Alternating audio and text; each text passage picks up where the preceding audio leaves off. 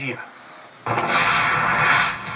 Ce soir à JE, la vie et la mort de Jocelyne Sauvé. C'est soit que je me respecte moi, ou que je m'oublie complètement jusqu'avant de rentrer. Ça me tente pas, ça. Harold Gagné a accompagné pendant des mois cette femme de 56 ans dans sa volonté d'abréger ses souffrances. Alors, je peux pas vous convaincre de revenir en arrière? Non, pas du tout. Avez-vous tenté de la convaincre de ne pas faire ça? Jamais. Pourquoi? Parce qu'elle a toute sa tête. Je m'excuse pour les couleurs qui fuck un peu, mais c'est à cause d'appareils photo. Ce soir à JE, un reportage très touchant qui amène à réflexion, au fond à beaucoup de réflexions. Harold Gagné a en effet accompagné pendant plusieurs mois Jocelyne Sauvé, atteinte de sclérose en plaques, et qui a fait le choix libre et volontaire d'abréger ses souffrances. Harold, Mme Sauvé était confinée à une chaise roulante depuis des années et des années. Oui, depuis 6 ans. Donc, c'est une maladie neurodégénérative. Elle dit qu'il n'y avait plus d'espoir. Elle demeurait dans un CHSLD, mais elle ne veut pas encourager le suicide. C'est un choix personnel. C'est une histoire personnelle, mais qui amène beaucoup de questions sur la vie et sur la mort. Donc, elle s'est rendue en Suisse afin de mourir. Voici son histoire.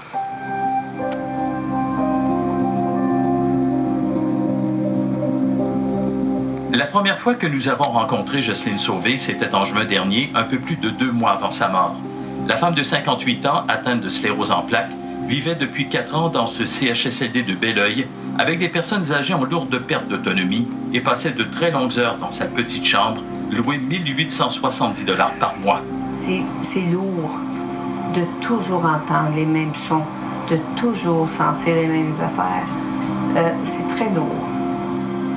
Pour s'échapper de ce milieu de vie, le seul que le système de santé ait à offrir à une personne handicapée physique comme elle mettait la touche finale au plus important projet de son existence, le suicide assisté en Suisse. Je décide pendant que je peux décider. C'est le privilège que j'ai. Les premiers symptômes de la sclérose en plaques sont apparus en 1989. Elle avait seulement 32 ans. C'était, moi, je me suis levée puis je tombais à terre. J'avais plus de jambes. Depuis 6 ans que je ne marche plus. 3 ans après le diagnostic de sa maladie, elle a dû abandonner son travail d'infirmière qui l'avait amenée à travailler dans le Grand Nord avec les Autochtones, de même qu'aux urgences et à la salle d'accouchement d'un hôpital de Montréal. On commence avec une paresthésie, c'est l'engourdissement des membres, mais avec le temps, ça devient presque une paralysie. Quand tu travailles, tu es productive, tu es quelqu'un, puis quand tu as un diagnostic, tu ne deviens que l'ombre de toi-même. Puis d'autres drames se sont produits dans sa vie. Je me suis occupée après ça de mon frère, qui est mort en 95 du sida. Ensuite, c'est mon mari en 98 qui est décédé d'un cancer. Fait que je m'en suis occupée tout le temps. J'aime la vie.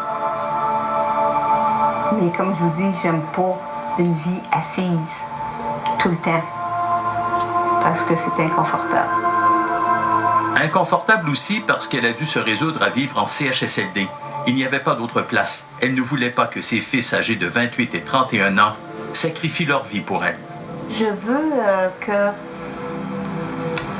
dans notre société, qu'il y ait quelqu'un à un moment donné qui se réveille pour penser aux personnes moins vieilles comme moi qui sont reléguées dans des CHSLD à pourrir là, excusez.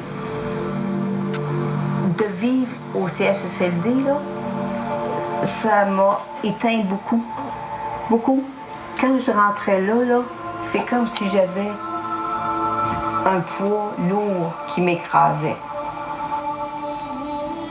C'est quoi votre porte de sortie? La porte de sortie, c'est Zurich en Suisse. C'est une bonne réponse, ça? Dignitas, mourir dans la dignité. Et le fait de vivre où j'ai vécu depuis 4 ans, ça a juste conforté mon idée. Puis là, la douleur qui s'est installée, elle est physique, mais elle est aussi très émotive. Parce que tu t'aperçois de tous les morceaux que tu perds, là. Et quand j'ai repensé à ça, je dis OK, Là, j'ai fait la recherche, puis j'ai dit, correct. Là, j'ai communiqué avec eux autres par Internet. Puis, j'ai poursuivi. Ça fait 1 an que je joue là-dessus. Et là, je m'en vais en voyage tout organisé au mois de septembre, le 5 septembre.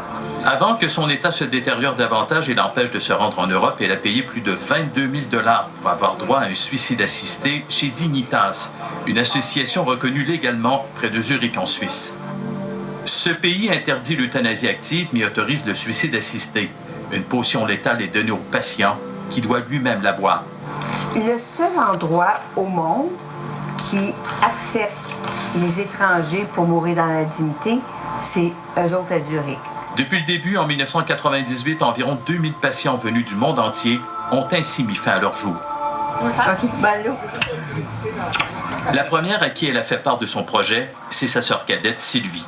Ma sœur, c'est ma confidente depuis des années. Ça fait 1 an qu'elle me suit à tous les jours. Donc, Je te lâche pas de... elle vit le projet avec moi. J'aurais voulu prendre une partie, comme pour nos enfants quand ils sont malades. On voudrait pas qu'ils soient malades.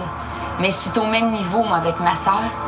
Puis je me reproche d'avoir la vie que j'ai des fois par rapport à ce que tu vis.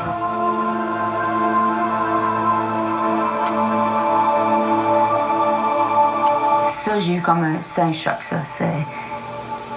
Mais c'est ma sœur, je vais toujours l'aider. Avez-vous tenté de la convaincre de ne pas faire ça? Jamais. Pourquoi? Parce qu'elle a toute sa tête. Elle m'a demandé, tu veux-tu m'aider? Fait que j'ai dit, je vais t'aider, je vais le faire. Vous l'aidez comment? En étant ses mains et ses jambes, OK. en faisant les appels, en faisant toutes les choses qu'elle était capable de penser, mais qu'elle n'avait pas l'énergie de faire. Elle dit, je veux pas que tu sois obligée. Puis elle me parlait, puis elle dit, je veux pas que tu sois blessée. Mais elle dit, je veux pas que tu te sentes obligée. J'ai dit, tu m'imagines-tu chez nous pendant que tu es là-bas? J'ai dit, moi, je vais mourir avant toi. Fait que j'ai dit, non, il fallait un choix, là. Il fallait absolument un choix, là. Elles ont rempli ensemble tous les documents exigés par Dignitas. Ils ont demandé une expertise médicale d'un médecin, mon neurologue que j'ai eu, puis le médecin qu'il y a au centre. Elle a même dû écrire un texte pour expliquer son choix. La douleur est encore très tolérable, mais jusqu'où doit-on aller? Je suis réaliste et connais mon pronostic. Donc, Dignitas est une porte ouverte vers une plénitude, un espoir.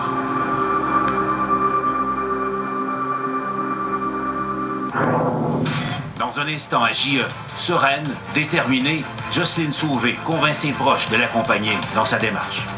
J'accepte ta démarche, mais j'ai pas le goût de te perdre. Mike!